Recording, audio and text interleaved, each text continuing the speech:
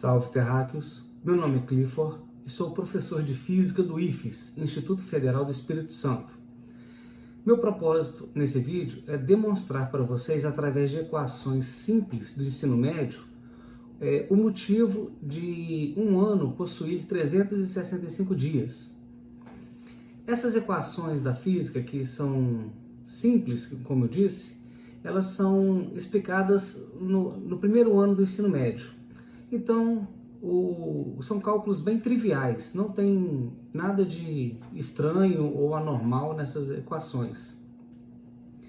Mas para que a gente possa conseguir fazer essa prova, né, que um ano possui 365 dias, nós temos que ter à nossa disposição alguns dados que são muito relevantes, que nós precisamos para usá-los.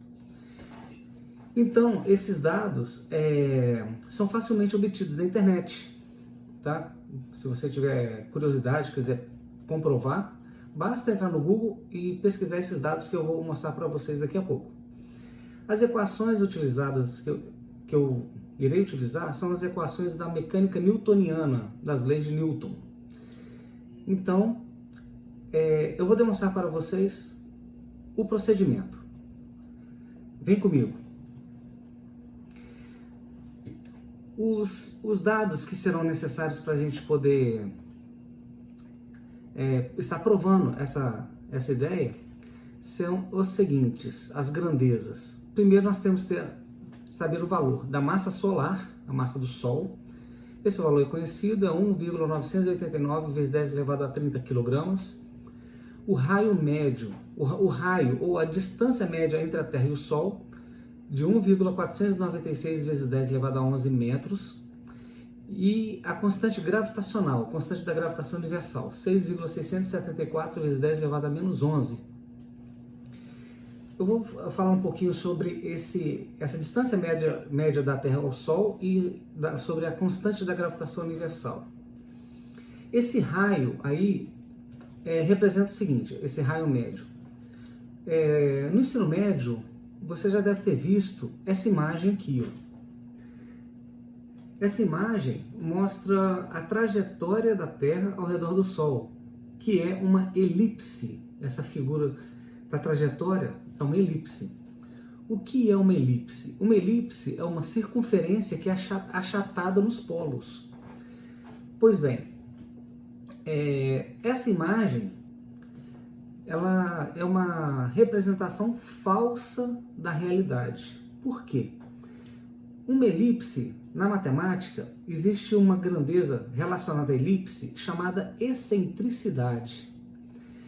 O que é a excentricidade? Excentricidade de uma elipse representa o grau de achatamento dessa elipse, ou seja, o tanto que ela é achatada, a porcentagem de achatamento. Então,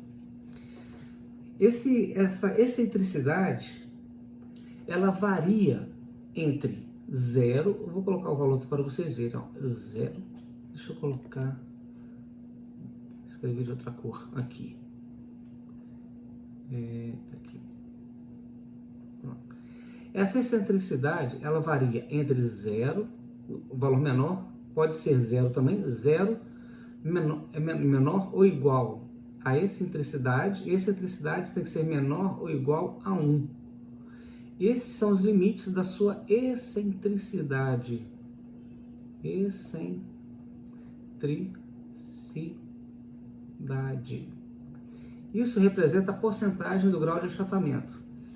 Para vocês terem uma ideia, a excentricidade que a Terra possui na trajetória dela ao redor do Sol, essa trajetória elíptica, ela tem um valor, a excentricidade da Terra tem um valor de 0,0167. Isso representa um achatamento de 1,67%. O que quer dizer esse limite entre 0 e 1? Quando você tem uma circunferência nada mais é do que uma elipse de excentricidade igual a 0, ou seja, sem nenhum achatamento. ou seja, 0% de achatamento, é uma circunferência perfeita. À medida que você começa a prensar os polos da elipse, começa a achatar, então você vai chegar ao limite de 100%. O que significaria? Se você pegasse, por exemplo, o aro de uma bicicleta, se você pegar o aro de uma bicicleta, ela possui excentricidade igual a zero.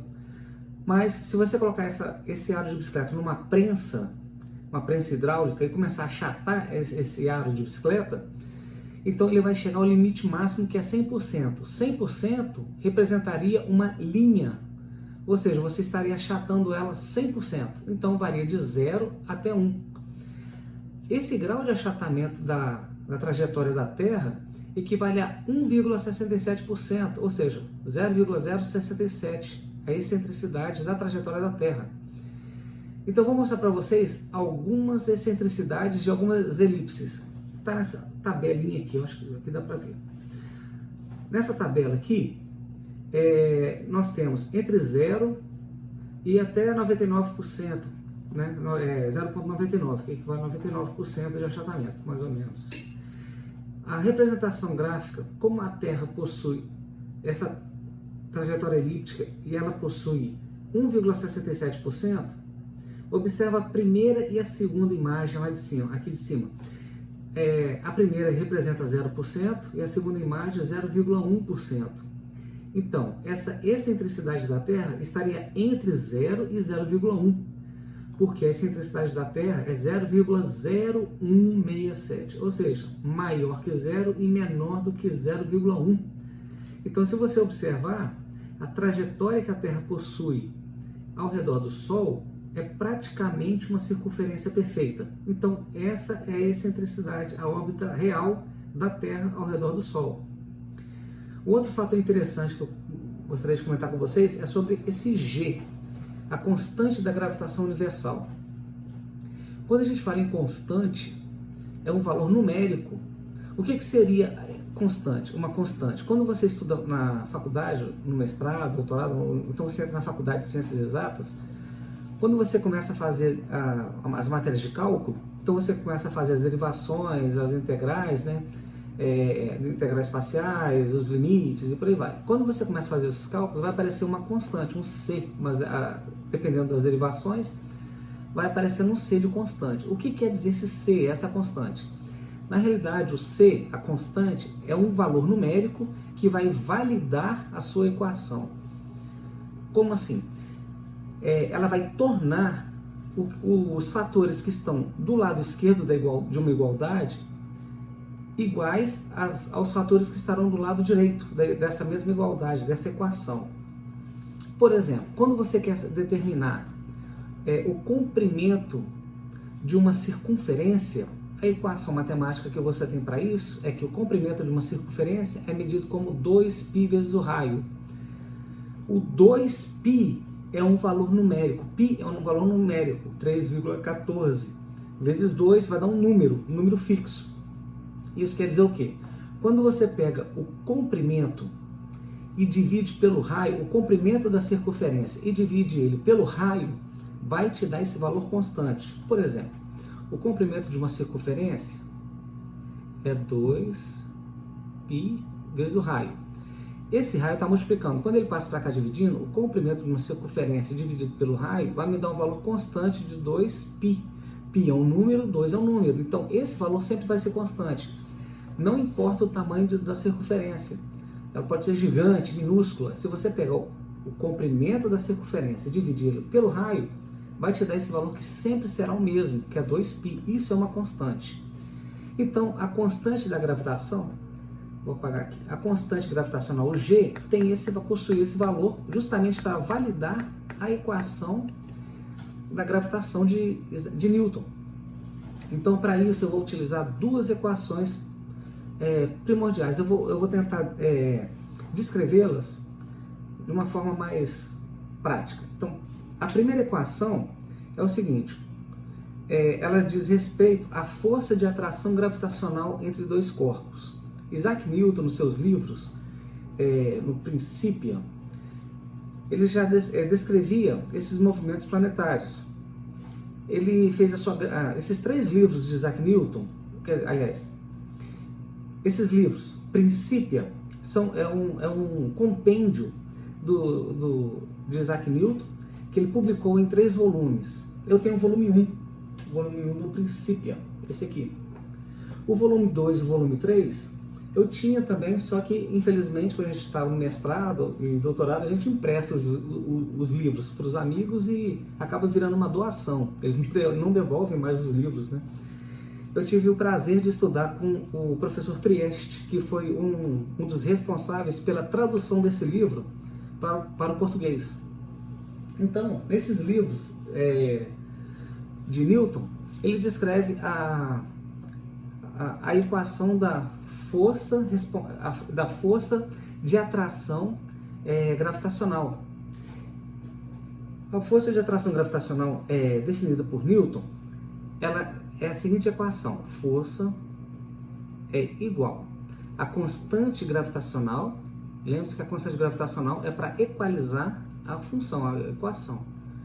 Constante gravitacional é diretamente proporcional ao produto das massas dos planetas. Então você pode ter 2 planetas, 2 estrelas, 2 astros, um girando ao redor do outro. Então o produto da massa desses astros, então como eu estou mexendo com Terra e Sol, porque a Terra dá a volta ao redor do Sol, então eu vou considerar a massa do Sol como sendo um M maiúsculo, massa do Sol, vezes a massa da Terra.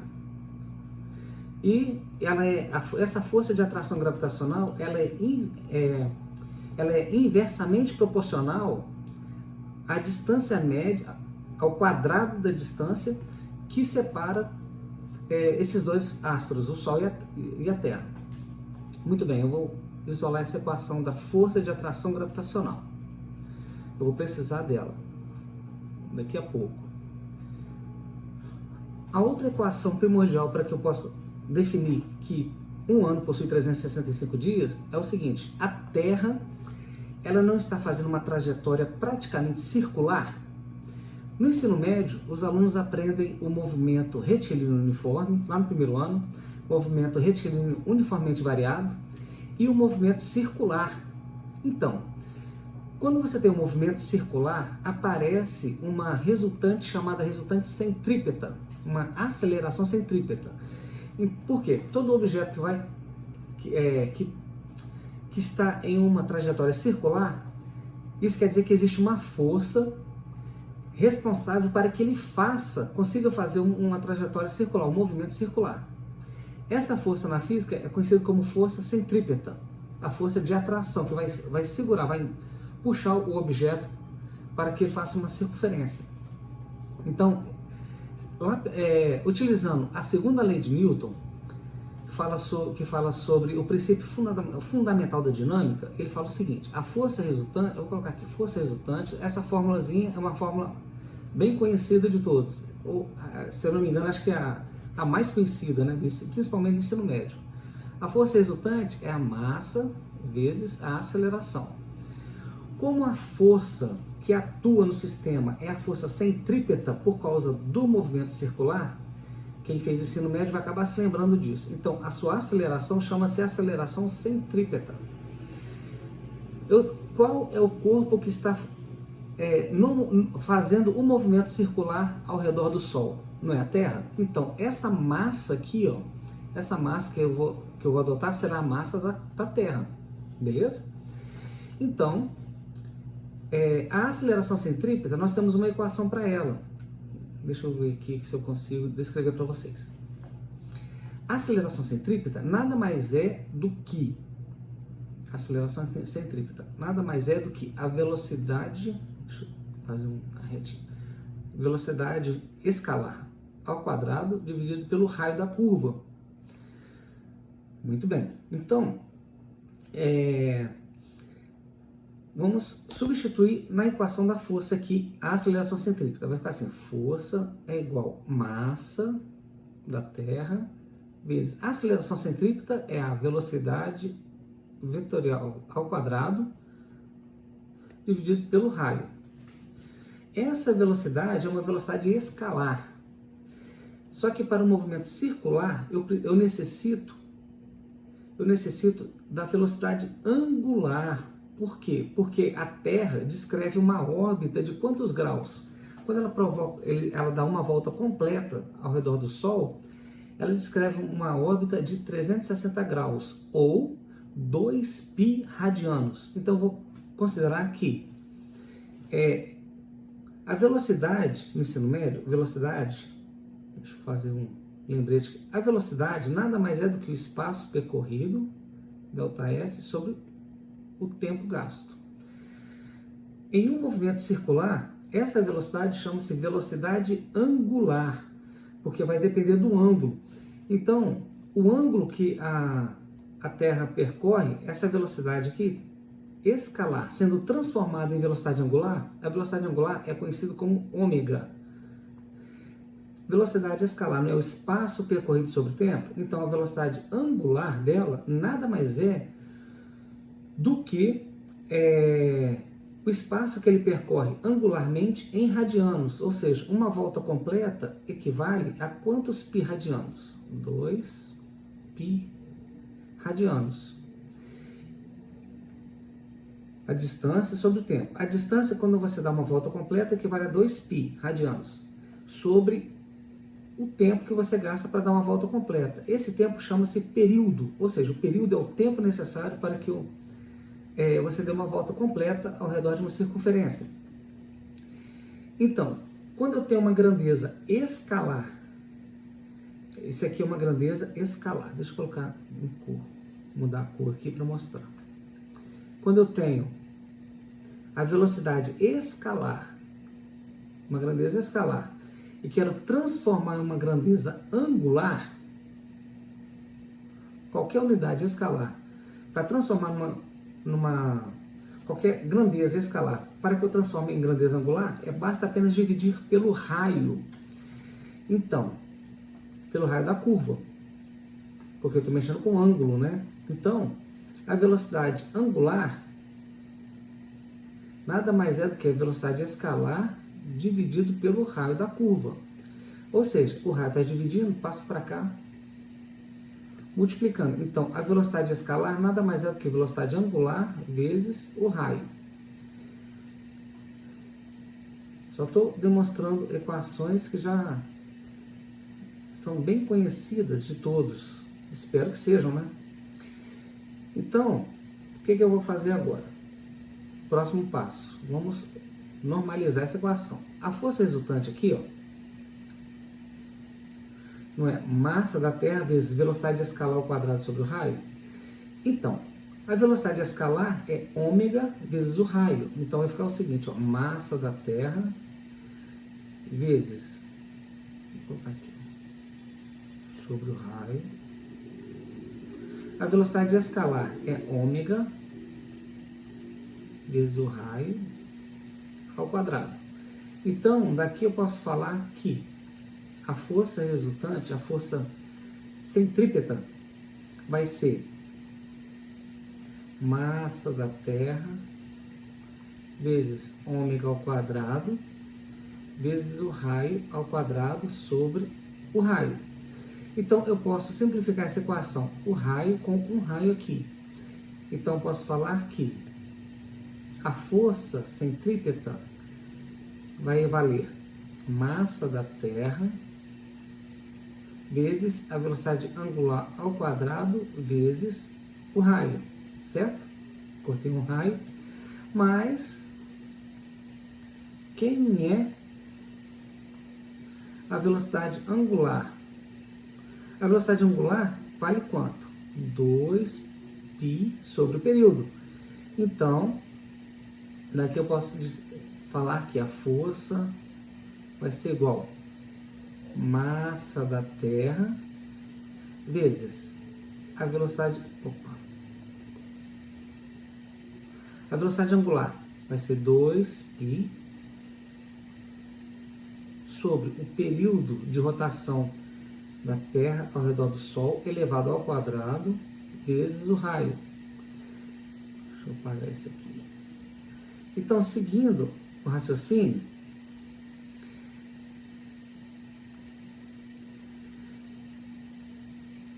a força deixa eu escrever ele em cima, vai ficar melhor. Então, essa força aqui, deixa eu colocar aqui laranja. Então, essa força aqui, continuando a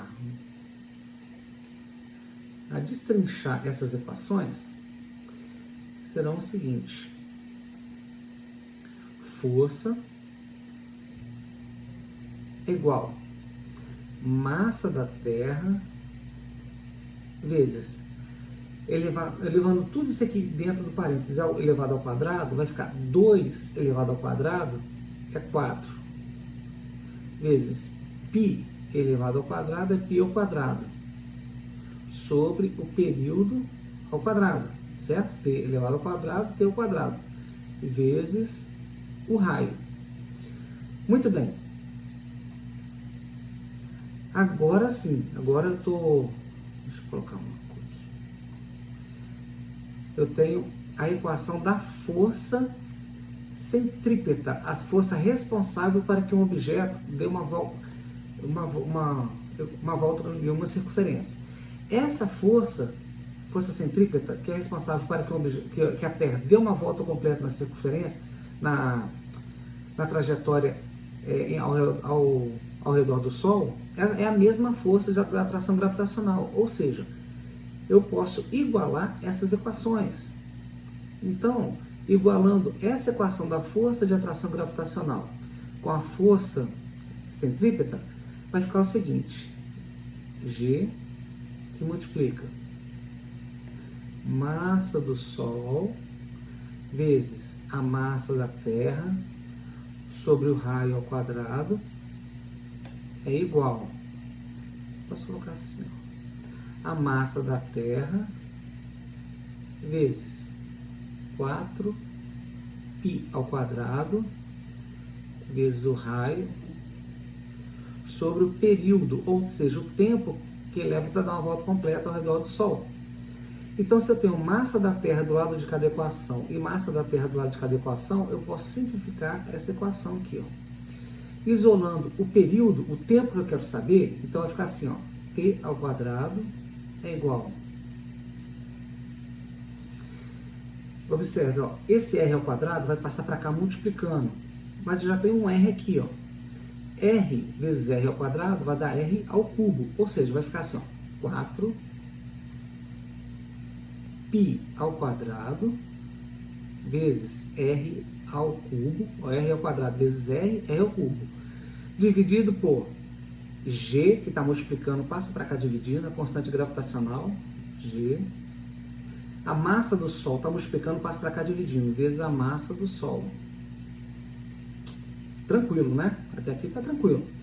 Então, eu posso falar que o período T é igual.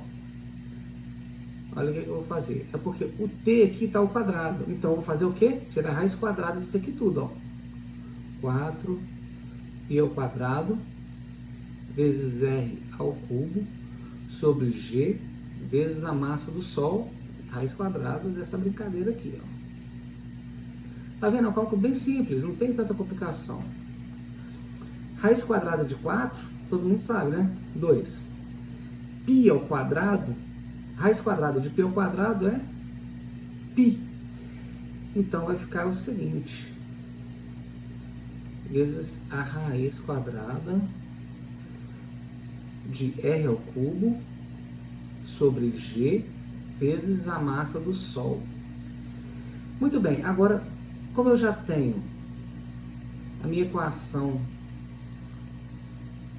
definida aqui para calcular o período, o tempo que a Terra dá uma volta completa ao redor do Sol, eu apenas substituir os valores que eu tenho. Então vai ficar o seguinte, ó.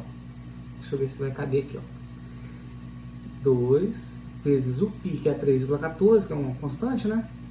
Vezes raiz quadrada, vai ficar um valor aqui bem grandinho aqui, ó, de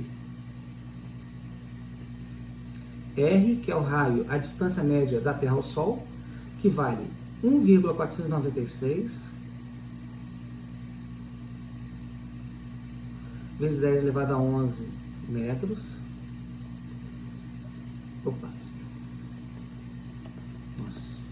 vezes 10 elevado a 11 metros. Esse valor aqui, ó, tem que ser elevado ao cubo, 3, ó, dividido pela constante gravitacional,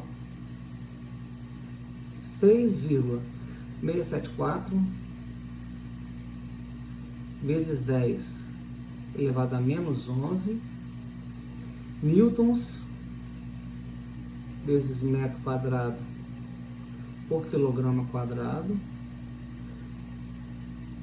vezes, ficou meio estreito aqui, mas dá para sacar a ideia, vezes a massa do Sol. Massa do Sol, 1,989 vezes 10 elevado a 30 quilogramas. Deixa eu fechar aqui, fica bonitinho aqui. Fazendo essa conta aqui, nós teremos o seguinte resultado. Eu já fiz essa conta aqui na calculadora, então vai me dar um valor, um total de um período de 31.554.894,93 segundos. Ou seja, esse aqui é o tempo que a Terra gasta para dar uma volta completa ao redor do Sol, em segundos. Se eu quiser saber os dias, a quantidade de dias, então o que eu faço? Eu tenho que transformar esses segundos em dias. E como eu faço isso? Pois bem, vamos transformar segundo para minutos. 1 minuto são 60 segundos. E de minutos, vamos transformar ele para horas. Então, 1 hora são 60 minutos. E de horas para dias. Um dia são 24 horas. Fazendo esse cálculo simples aqui, eu vou ter o resultado de o período em dias, que a trajetória que a Terra gasta para dar uma volta completa no Sol será de exatamente 365,21,87,145 dias. Então, está aqui a prova de que a Terra gasta 365 dias para dar uma volta completa ao redor do Sol. Mas vamos um pouquinho mais além.